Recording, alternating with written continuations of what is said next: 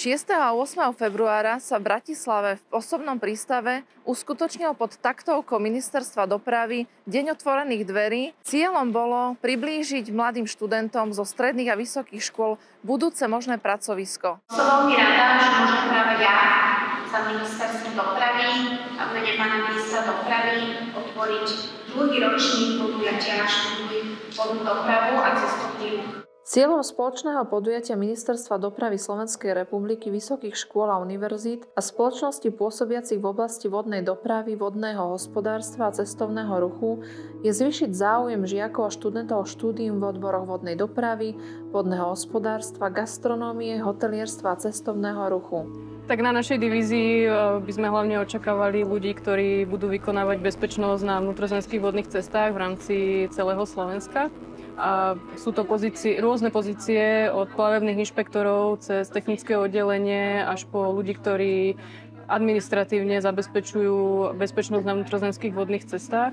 Ako pri otvorení uviedol pán Marek Harbula, Žiaci, ktorí si v týchto dňoch hľadáte alebo sa rozhodnúť o tom, akej profesii sa budete venovať, si myslím, že toto je veľmi dobré posolstvo. Aj týmto podujatím chceme vlastne ukázať na to, že práca nie na cestovnom ruchu, ale aj v doprave má svoje pozitív a dokáže byť naozaj skvelou príležitosťou na kariéru. A chcel by som sa po tým miesta poďakovať všetkým účastníkom za spoločnosť, že bude dbať na Avaloniu.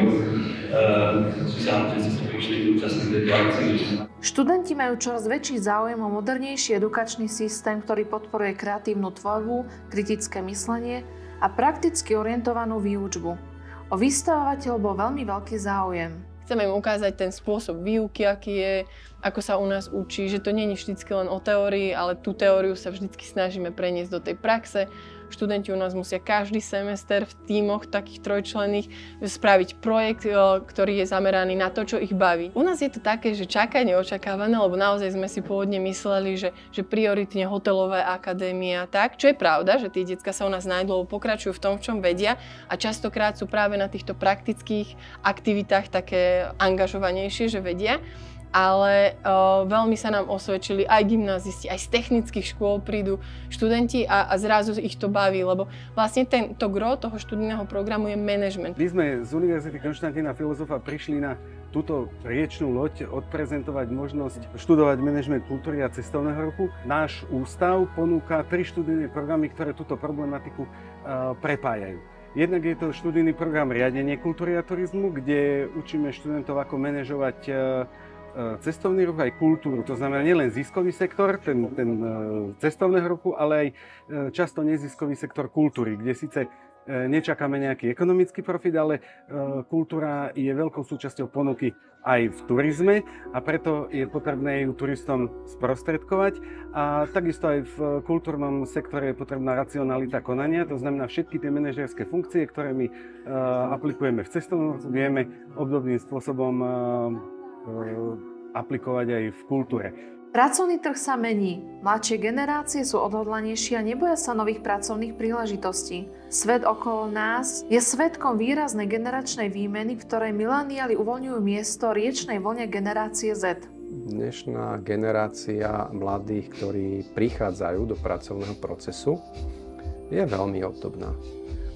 Negeneralizoval by som to zmyslom, že teda mladí nič nevedia, sú pomalejšie, alebo sa im nechce a podobne.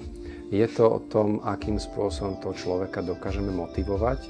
Máme ľudí, ktorí sú mileniáli, mladí a boli natoľko motivovaní a natoľko sa im zapáčila táto práca, že dokázali v podstate v jednom prípade dokonca každé 2 roky pracovne postúpiť a to teda nie na úplne najjednoduchšie pozície. Určite by to mali skúsiť. Hlavne teda baby, ktoré by napríklad chceli byť nezávislé. A preto je to, prečo to aj ja robím, tá nezávislosť, lebo za prvé teda, ako som hovorila, sa dá pekne zarobiť a na druhú stranu proste žiješ na tej lodi, tam nemáš žiadne náklady v podstate, lebo máš kde bývať, máš čo jesť. Nejaký potenciálny ešte kariérny rast, lebo ja som vlastne ten človek, ktorý Gabriel spomínal, že ja vlastne každé 2 roky si mením trošku tú pozíciu. že idem stále hore. Spýtali sme sa skúsených a zúčastnených manažérov a direktorov na efektivitu Dňa otvorených dverí organizovaný Ministerstvom dopravy. Preto aj chceme vlastne podporiť ten Deň otvorených dverí, aj to podporujeme, lebo je dôležité, aby sme aj tú novú generáciu oboznámili, čo vlastne tá práca na lodi je a čo to obnáša a pritiahli tých ľudí. Ako dlho trvá tá doba od toho lodníka, keď sa chce dostať niekto na tú kapitánsku pozíciu? 3, 2, 5 plus 3, 4, no tak sme 8 až 9 rokov v podstate. U mňa to bolo cez 10 rokov a začal som ako klasický lodník prvej triedy, sa hovorí sailor.